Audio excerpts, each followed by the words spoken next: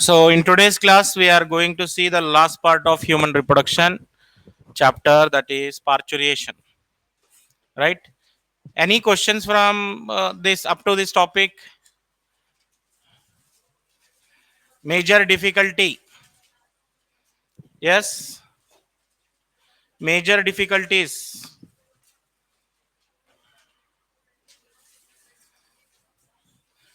What are the arrangement of layers around the ovum from outer side to inner side?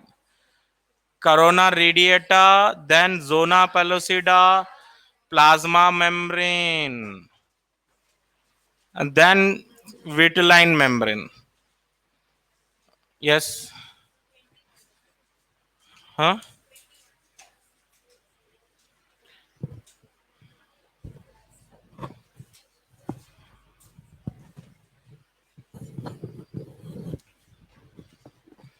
What is the answer given?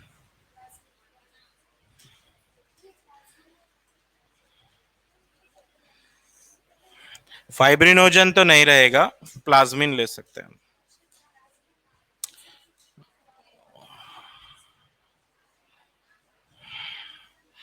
Okay. Now we'll see the last part, that is parturition. Parturition.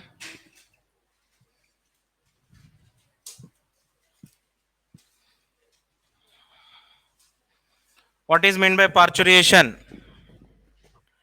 Parturition means the process of childbirth. The process of childbirth is parturition. So how the parturition start and what are the stages of parturition? So what is mean by parturition? Childbirth. Childbirth is called parturition. ठीक है? And it is a neuroendocrine mechanism. It is a complex neuroendocrine mechanism. जो पार्चुरिएशन process है उसको हम बोलते हैं complex neuro endocrine mechanism. Why it is called so? Because it involve both the roles, hormonal role plus nervous system of the mother. Hormones तो involve हैं, हम जानते हैं. पार्चुरिएशन के लिए ऑक्सीटोसिन हार्मोन बहुत इंपॉर्टेंट है. Correct? Oxytocin hormone is very important for parturition. Apart from oxytocin, oxytocin क्या हो गया? हार्मोन हो गया. एंड हार्मोन मतलब क्या में आएगा? वो एंडोक्राइन में आएगा. Endocrine means hormonal secretion and neuro means nervous system, because parturition involve contraction of muscles. Muscle contraction हो रहे हैं and that muscle contraction is neural process. So that's why we have to say parturition is what process? Neuroendocrine system. Suppose only hormones are there, oxytocin तैयार हो गया mother body में, but there is no role of nervous system, तो parturition हो सकता है? नहीं हो सकता. नर्वस सिस्टम से भी सिग्नल जाना चाहिए, स्ट्रांग यूट्राइन कॉन्ट्रैक्शन कराना चाहिए, तब पार्चुरेशन हो सकता है. So that's why parturition is combined effort of neuro endocrine system. समझ में आ गया? बहुत सारे स्टूडेंट यही पूछेंगे, न्यूरो एंडोक्राइन क्या है? ये nervous system plus hormones, neuroendocrine system. First signal. What is the first signal for parturition? First signal. The first signal for parturition is fully developed fetus itself. जब fetus 9 month का हो जाता है ना, वही सिग्नल है parturition के लिए. What is the signal for parturition? Fully developed fetus. First signal, fully developed fetus.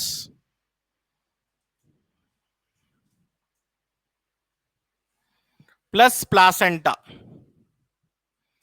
Both together, fully developed fetus और placenta दोनों मिलकर एक सिग्नल बनाते हैं for parturition. And this causes this causes mild uterine contraction, थोड़ा सा contract होगा uterus अब, mild uterine contraction. The baby itself gives signal. The 9-month fully developed fetus gives signal. The baby is ready for parturition. So वो signal है ना, first signal होगा, और उस वजह से यूट्रस में स्मूथ मसल्स होते हैं, smooth muscle start contracting, and smooth muscle voluntary नहीं होते, पता है ना आपको, smooth muscles are involuntary, right. अब ये बाइसेप्स, ये muscles, hand muscle, leg muscles क्या है, हमारे कंट्रोल में है। If I wish I can contract those muscle और relax those muscles, that is my wish. But uterus के जो स्मूथ मसल हैं, can mother voluntarily contract those muscles? No, mother के कंट्रोल में नहीं है वो यूट्रस के मसल्स, वो ऑटोमेटिक काम करने वाले मसल्स हैं। तो इसलिए फुल्ली डेवलप फीटस और प्लासेंटा दोनों मिलकर एक सिग्नल बनाते हैं। दिस कॉजेस माइल्ड, माइल्ड मतलब स्लो, ज्यादा स्ट्रांग नहीं, माइल्ड यूट्राइन कॉन्ट्रैक्शन होगा। उसके बाद क्या होगा? इट रिजल्ट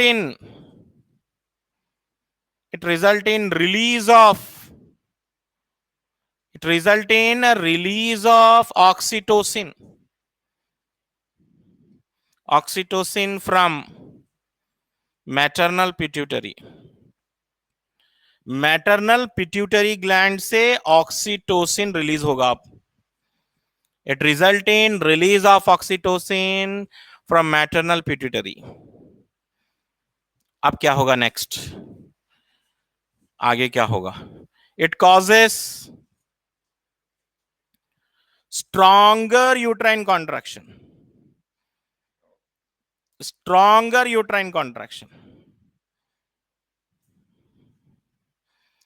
पहले माइल्ड यूट्राइन कॉन्ट्रैक्शन हुए, फिर ऑक्सीटोसिन आया, मैटरनल, याद रखिए क्या, foetus who is secreting oxytocin, maternal pituitary और foetal pituitary? Maternal pituitary is releasing oxytocin, it causes strong uterine contraction. Next क्या होगा? रिलीज ऑफ मोर ऑक्सीटोसिन, अब ज्यादा ही ऑक्सीटोसिन तैयार होगा। इट्स ए पॉजिटिव फीडबैक और negative feedback? Positive feedback means if a stimulus increases hormone production, that is called positive feedback. कल मैं negative feedback के बारे में बात कर रहा था। नेगेटिव फीडबैक मतलब inhibin hormone stop the production of FSH and LH from anterior pituitary gland. जो फीडबैक हार्मोन प्रोडक्शन बंद कर देते हैं, those are called negative feedback, very simple. And those stimulus which increases hormone production, those are called positive feedback. बच्चे ना doubt करते हैं positive feedback क्या है, नेगेटिव फीडबैक क्या है। If A stimulus decreases hormone production, लिख लीजिए आप कहीं पर, the stimulus which decreases hormone production,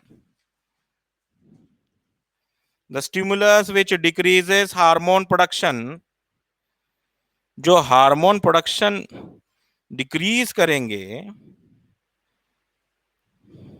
the stimulus which decreases hormone production, negative feedback, decreases hormone production, negative feedback. Next line, the stimulus which increases hormone production, is positive feedback. ज्यादा किसमें भलाई है, negative feedback में, positive feedback में? Positive feedback देंगे ना किसी के बारे में तो और ज्यादा अच्छा काम करेगा वो। नेगेटिव फीडबैक दिए तो वो काम करना बंद कर देगा। समझ में आया? Negative feedback means it decreases hormone production. Inhibin जाके कंप्लेंट करा था वहां पर, कहां पर? Anterior pituitary, don't produce FSH LH, तो बंद हो गया था FSH-LH production. But here it causes stronger uterine contraction. Stronger uterine contraction से क्या होगा? More oxytocin is release. Release of more oxytocin, it is a positive feedback. If you ask me what is the example of negative feedback, positive feedback, negative feedback best example है inhibin hormone and positive feedback oxytocin hormone.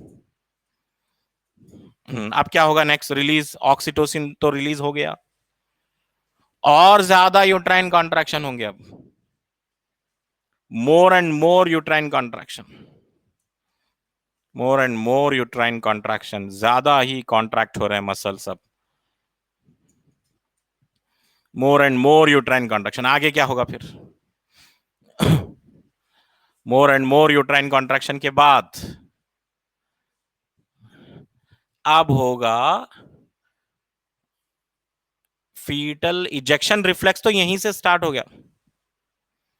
What is fetal ejection reflex? That is different thing.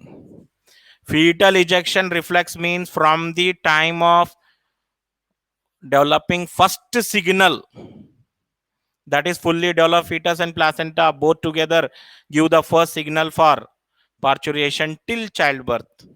It is called so release of more oxytocin is positive feedback. More and more uterine contraction hoga. So fetal ejection reflex means signal to parturition. First signal to parturition, it is called fetal ejection reflex. Fetal ejection reflex means reflex word use कर रहे हैं. Reflex मतलब unconscious. Reflex मतलब involuntary, unconsciously decisions are taken. Unconsciously जो life में आप decision लेते हैं अनकॉन्शियसली, वो होते हैं reflex actions. For example, when you touch hot object you withdraw hand very fast. So this is what? Reflex. वहां पे हम सोच समझ के डिसीजन नहीं लेते, एकदम fast we take hand away from that hot object. That is reflex. तो ये भी एक रिफ्लेक्स है. So whether mother decide the time of parturition or fetus decide the time of parturition? Fetus decide the time of parturition. Fully developed fetus plus placenta together decide the time of parturition. तो इससे क्या होगा? Expulsion होगा. Expulsion होगा. Expulsion of fetus. Expulsion. What is expulsion? Fetus head come to cervix. Fetus का head अब cervix के पास आ जाएगा. You know, female reproductive system, vagina open into cervix, cervix open into uterus. याद है? Vagina, cervix, uterus. अब expulsion हुआ. Expulsion में क्या हुआ? बेबी रोटेट हुआ और सीधा जो है इसका हेड, बेबी का जो हेड है वो सर्विक्स पे आ जाएगा. And cervix is very small. तो अब क्या करना चाहिए? डायलेशन करना चाहिए. डायलेशन.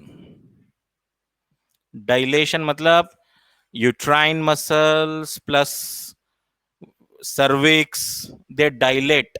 डायलेट का मतलब एक्सपैंड. एक्सपैंड हो जाएंगे. डायलेशन में लिखेंगे सर्विक्स प्लस वेजिना क्या हो रहे हैं? डायलेट हो रहे हैं. डायलेट्स. डायलेट्स का मतलब क्या होता है? एक्सपैंड हो रहे हैं. मसल्स हैं, मसल्स में एलास्टिसिटी होती है. Muscles are having elasticity property. Dilation हुआ, एक्सपल्शन हुआ, डायलेशन हुआ.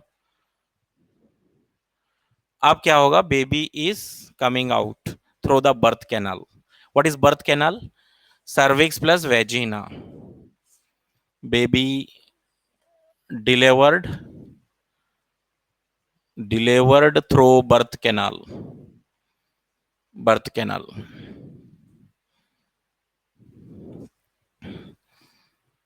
First baby's head comes out, then the baby is expelled out. उसके बाद क्या होगा नेक्स्ट? इसके बाद वाला वर्ड बहुत इंपॉर्टेंट है। After birth is also expelled out. After birth is also expelled out. ये क्या है भाई? After birth is also expelled out. After, don't take the meaning, general meaning after birth. इसको अंडरलाइन करेंगे, इन्वर्टेड कॉमा में रखेंगे। After birth मतलब एक टेक्निकल वर्ड है। It is not after birth means after the time of birth, ऐसा नहीं है। After birth means placenta, umbilical cord, amnion, extraembryonic membrane. Baby deliver हो गया, बेबी के साथ साथ पीछे पीछे अम्नियन आ गया, कोरियन आ गया, अलेंटोइज आ गया, प्लासेंटा बाहर आ जाएगा, अम्बिलिकल कॉर्ड बाहर आ जाएगा। बेबी डिलीवर हुआ था, बेबी के लिए जो जो थे अंदर, अम्नियन था, कोरियन था, प्लासेंटा था, that all is coming out. ठीक है, that is called after birth is expelled out. Okay, first baby is delivered and after that after birth is expelled out. So take down, after birth is equal to placenta. After birth is equal to placenta. Placenta को बोल रहे हैं हम, placenta नहीं चाहिए ना, अब नहीं चाहिए प्लासेंटा, फिर नेक्स्ट प्रेगनेंसी में नया प्लासेंटा बना लेंगे, अब नहीं चाहिए। सो प्लासेंटा गोज आउट। ठीक है, तो बताइए पूरा ये प्रोसेस क्या था? चाइल्ड बर्थ एक कौन सा प्रोसेस है? न्यूरो एंडोक्राइन मैकेनिज्म है। And the process of childbirth is also called fetal ejection reflex. Now take down the fetal ejection reflex.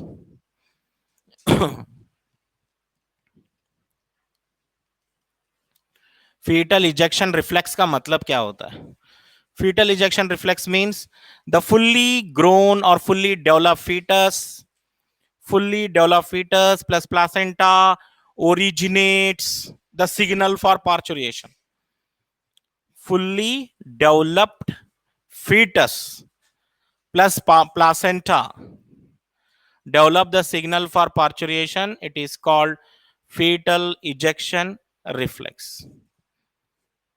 Fully developed fetus plus placenta. ठीक है, अब एनसीईआरटी में क्वेश्चन पूछ रखा है, the pain associated with child birth, pain associated with child birth is called labour pain बोलते हैं उसको, लेबर बोलते हैं, लेबर, लेबर मतलब pain, pains associated with childbirth. Suppose a woman is undergoing labor, but parturition is not occurring because maternal pituitary gland is not making oxytocin. So book में question पूछ रखा है, which hormone is used by the doctor to induce parturition? To induce का मतलब हो गया artificial या natural? Artificial. To induce parturition, to induce parturition कोई हार्मोन, कोई इंजेक्शन है तो बताइए। To induce parturition synthetic oxytocin can be used.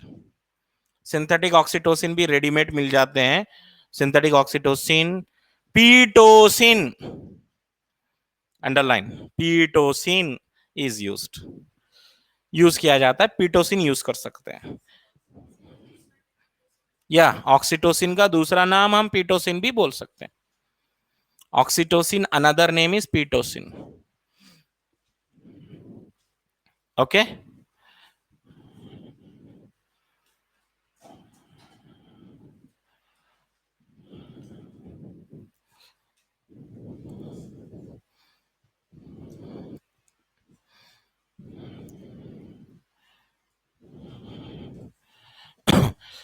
And एक हार्मोन भी, और एक हार्मोन चाहिए यहाँ पर, रिलैक्सिन बोल के hormone, relaxin produce from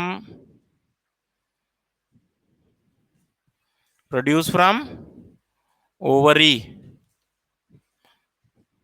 release produce from ovary plus placenta, placenta भी बनाता है ये। बच्चे सिर्फ ओवरी याद रख लेके जाते हैं।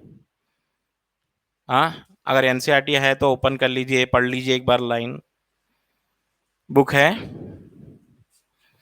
रिलैक्सिन के बारे में। मैं पेज नंबर बोलता हूं, देखिए,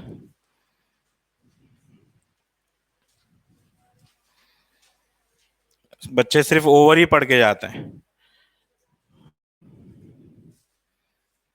जबकि वहां पे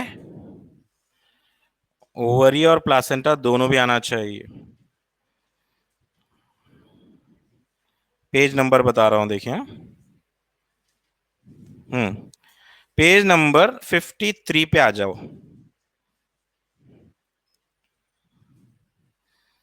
in pregnancy and embryonic development, second paragraph, second paragraph में आ जाएगा, देखिए बोल्ड लेटर में रिलैक्सिन बोल के लिखा हुआ है। In the later phase of pregnancy a hormone called relaxin is also secreted by the ovary, is also secreted by the ovary। यहां पे खतरनाक वर्ड कौन सा है? also, also, also है ना, बहुत यहां पे डेंजर वर्ड है ये। इसका मतलब, आल्सो का मतलब है प्लासेंटा से भी तैयार हो रहा है ये, ओवरी से भी तैयार हो रहा है। ओवरी से तो है, नो डाउट, सबको याद भी रहता है ओवरी बोली। Is also produce from ovary मतलब ये प्लासेंटा से भी तैयार हो रहा है। And what is the function of this produced from ovary and placenta? What is the function of this relaxin? It help in relaxation of pubic symphysis. Pubic symphysis. It help in relaxation of pubic symphysis, which facilitate parturition, जो parturition में help करेगा। So what is pubic symphysis? You may ask question. Pubic symphysis is the attachment. Pubic symphysis is the attachment of pelvic girdle bones. Do you know pelvic girdle? Pelvic girdle means the lower abdomen is having this kind of bones. Pelvic girdle. Pelvic girdle bones होते हैं वहां पर। यहां पर जो attachment, pelvic girdle के जो bones हैं, पेल्विक गर्डल अटैचमेंट है। What is mean by pubic symphysis? Pelvic girdle attachment, यहां पर ये वाला पॉइंट है pubic symphysis. This is pubic symphysis and it is made of cartilage. समझ गए? यहां पे कार्टिलेज होना बहुत ज्यादा जरूरी था, फाइब्रस कार्टिलेज। अगर यहां पे बोन होता तो पार्चुरेशन मुश्किल थी। कार्टिलेज जरा फ्लेक्सिबल होता है। Cartilage, your ears are also having cartilage. Cartilage flexible होता है, cartilage compare to bone. Bone and cartilage both are dense connective tissue. Dense hard होते हैं दोनों भी, लेकिन बोन बहुत ज्यादा हार्ड होता है। Bone is very hard, but this cartilage is very flexible. तो ये फ्लेक्सिबल कार्टिलेज कौन सा नाम है? Fibrous cartilage. कौन सा? Fibrous cartilage help in parturition. Don't say fibrous joint, it is fibrous. Examiner क्या करता? सब बराबर लिखता स्टेटमेंट में। Parturition is assisted by a hormone called relaxin produced from ovary, and it act on pubic symphysis which is made of fibrous joint। बोल तो गलत, fibrous joint नहीं, fibrous cartilage। ये fibrous joint इसलिए बोल रहा हूं मैं क्योंकि फर्स्ट ईयर में जब हम पढ़ते हैं ना फाइब्रस जॉइंट बोल के कुछ और है, fibrous joint are present in skull, immovable joints होते हैं, जीरो मूवमेंट, जो बोन्स में मूवमेंट नहीं रहता उनको हम फाइब्रस जॉइंट्स रहते हैं वहां पर। ये फाइब्रस कार्टिलेज है, ठीक है। ओके, रिलैक्सिन हार्मोन के बारे में भी आ गया, देखिए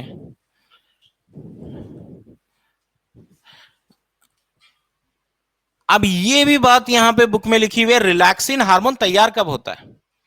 relaxin hormone is produce in later phases of pregnancy बोला है।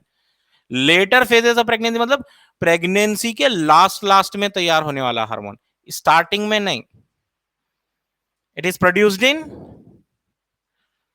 it is produced in later phases of pregnancy. Later phases of pregnancy, nothing wrong in saying last trimester, nothing wrong in saying last trimester, last trimester भी बोल सकते हैं, okay. और जैसे ही parturition हुआ prolactin hormone तैयार होना शुरू हो जाएगा। Prolactin hormone, prolactin is not helping for parturition, अच्छे से याद रहे। पार्चुरेशन को हेल्प कर रहा है क्या प्रोलैक्टिन? नो। प्रोलैक्टिन का काम क्या है? मिल्क सिक्रीट करना। मिल्क सिक्रीट करना कब है काम? ये पार्चुरेशन के बाद है। So that means prolactin is not having any role in parturition. It is not having any role in parturition, and it help in milk secretion after parturition. Prolactin, milk secreting hormone, milk secreting hormone है ये।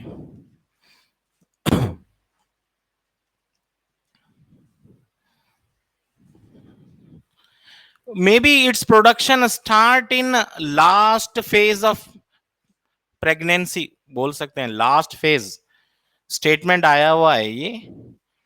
Its production start in last part of the pregnancy बोल सकते हैं, जब pregnancy खत्म हो रही है उस टाइम में प्रोडक्शन शुरू हो जाता है प्रोलैक्टिन का। और उसके बाद कोलेस्ट्रम वर्ड आएगा। Colostrum is the initial milk secreted immediately after child birth. Initial milk secreted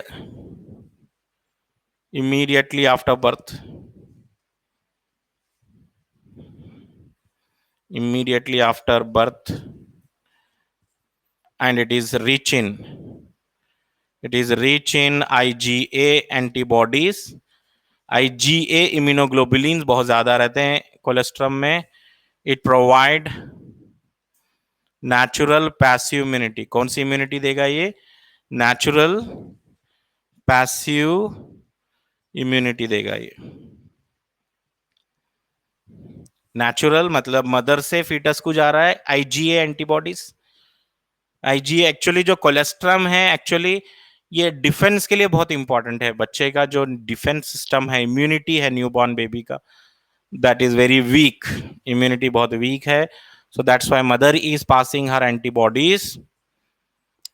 जब तक ये खुद अपना एंटीबॉडी नहीं बना लेगा वो न्यूबॉर्न बेबी, तब तक जो है मदर एंटीबॉडी देते रहेंगे through our milk, through our colostrum, IgA antibody, and it is coming under which immunity?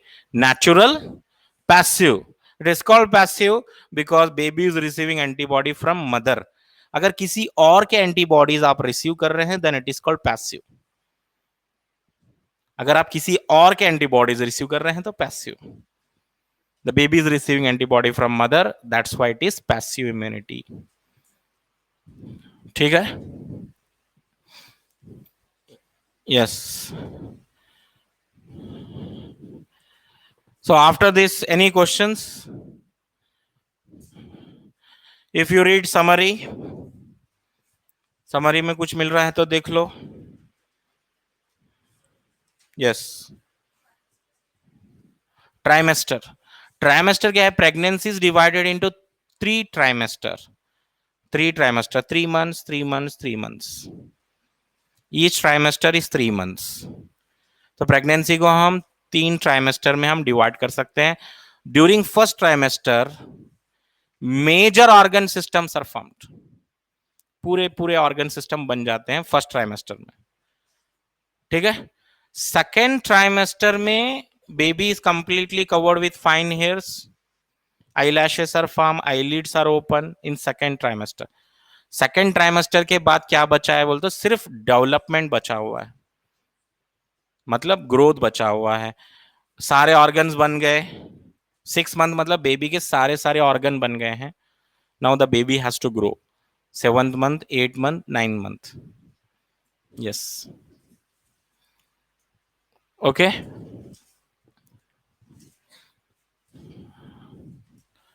Now father, जो फादर हैं, father is making which hormones, 44A plus XY, and mother is making which hormone? Mother is making which hormone, 44 XX chromosome है ये। Now father is making 2 types of sperm, 22A plus X वाले sperm है और 22A plus Y वाले sperm है, जबकि this mother is making only 1 type of ओवा, that is 22A plus X। ये ओवा है, ये स्पर्म है।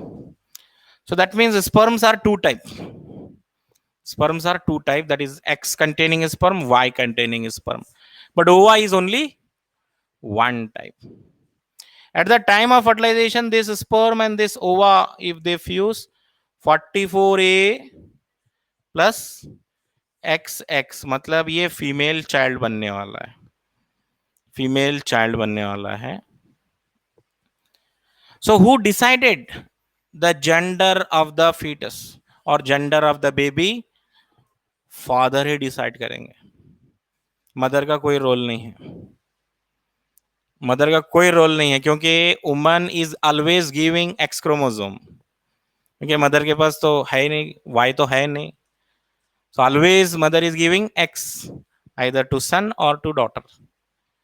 ये फीमेल चाइल्ड है, मदर ने क्या दिया, एक्स दिया, फादर ने क्या दिया, एक्स दिया, तो हो गया फीमेल चाइल्ड। और अगर ये वाई वाला स्पर्म अगर ओवा से फ्यूज होगा, 44A प्लस XY, तो होगा male child. So that means whether sperm decide the sex of the baby or ovum decide the sex of the baby. Sperm decide the sex of the baby, not mother. तो याद रखें, sperm decide sex of the baby। और दूसरा चीज, sex of the baby decided at the time of fertilization, मतलब जिस दिन fertilisation होगा उसी दिन डिसाइड हो जाएगा बेबी का जेंडर क्या है, या 3 मंथ्स के बाद डिसाइड होगा, 4 मंथ्स के बाद डिसाइड होगा प्रेगनेंसी के। द डे ऑफ फर्टिलाइजेशन, जिस दिन fertilisation, sex of the baby decided at the time of fertilisation, जिस दिन फर्टिलाइजेशन होगा उसी दिन डिसाइड हो जाएगा sex of the baby, the baby is going to develop male और female. Okay, any questions? Yes, एक और क्वेश्चन है यहां पर, when you solve the NCERT exercise questions, NCERT exercise question देखेंगे हम लास्ट में, last 2 question, what are the number? 20, question number 20, 21 अगर आप देखेंगे एनसीईआरटी एक्सरसाइज में, क्वेश्चंस है वहां पे ट्विन से रिलेटेड। Okay, so there are 2 types of twins, एक तो होते हैं आइडेंटिकल ट्विन्स, एक होते हैं नॉन आइडेंटिकल ट्विन्स। ट्विन्स, ये बताइए, twins is a common phenomena और rare phenomena in humans. Human में क्या है, ट्विन्स मतलब रेयर है, एनिमल्स में, डॉग्स में, कैट्स में ट्विंस बोल तो बहुत कॉमन है। ह्यूमंस में बहुत ही रेयर। ह्यूमन में क्या होता है, one mother give birth to one child at one time, some time rarely two child. तो ये ट्विंस होते हैं, two child at a time. और ये ट्विंस दो टाइप के होते हैं। आइडेंटिकल ट्विंस बोल के एक रहता है। Identical twins are also called monozygotic twins. Monozygotic twins. और एक ट्विंस होते हैं डाइजाइगोटिक ट्विंस बोल के। डाइजाइगोटिक ट्विंस बोलो या नहीं तो आप इनको फ्रैटर्नल ट्विंस भी बोल सकते हैं। Fraternal twins. अब ये बताइए what is the difference identical twins and dizygotic twins में, क्या डिफरेंस है? आइडेंटिकल ट्विन में क्या होता है, वन स्पर्म, एक ही स्पर्म है, प्लस वन ओवा, और एक ही ओवा है, एक ही जाइगोट बना, और क्लीवेज होके दो ब्लास्टोमियर बने। कितने ब्लास्टोमियर? दो ब्लास्टोमियर बने। After cleavage, after first cleavage, the two blastomere separate. Two blastomere separate. समझने आ रही बात आपको? One sperm, one ova, one zygote. One zygote means it should develop into one embryo. लेकिन यहां पे क्या हो रहा है, after first cleavage the two blastomere separate and develop into two separate babies. Develop into two embryos. Develop into two embryos. Develop into two embryos. Yes.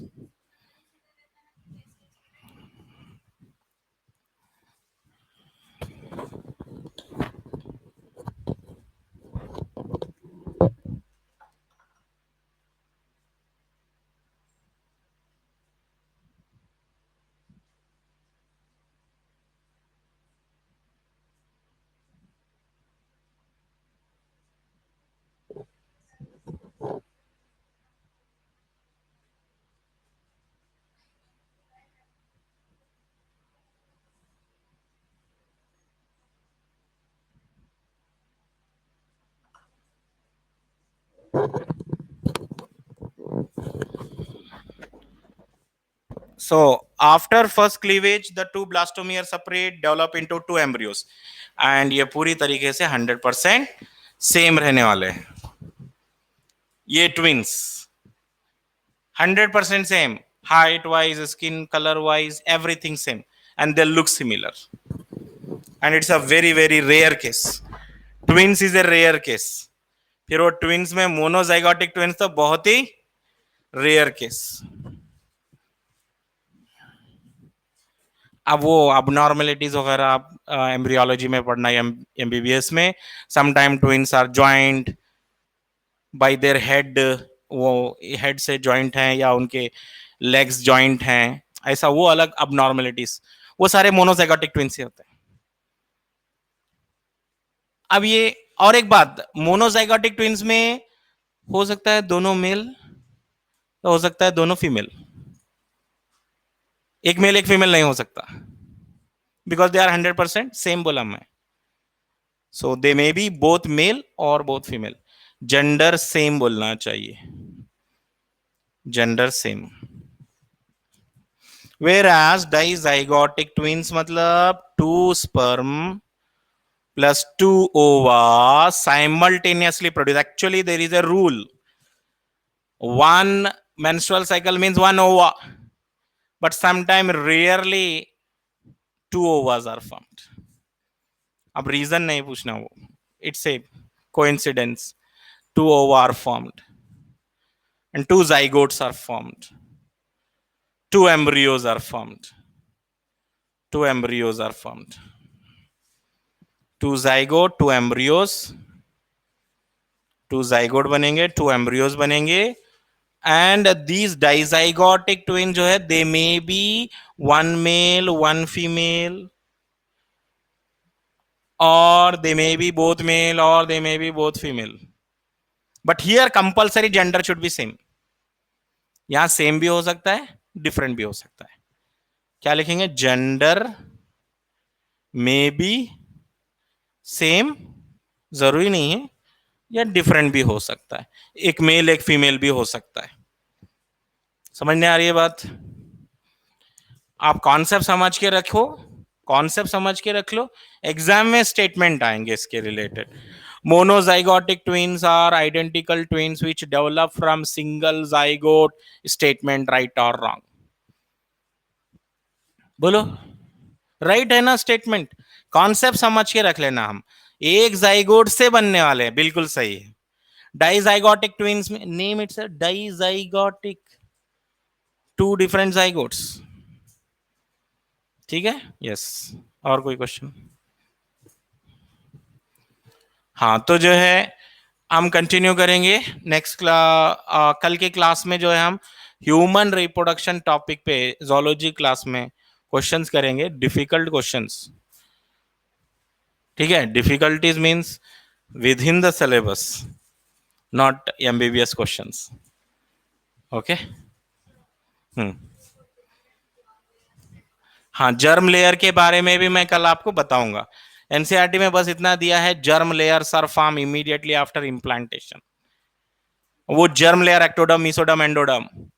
यहाँ पे human reproduction में चैप्टर में तो कुछ भी नहीं बताया एक्टोडर्म से क्या बनने वाला, मीसोडर्म से क्या बनने वाला, but here and there in first year book और different first year within the NCERT जो है अलग अलग चैप्टर में कुछ जर्म लेयर के नाम से बता दिया है इनडायरेक्टली। वो मैं लिखा देता हूँ कल। Okay, thank you.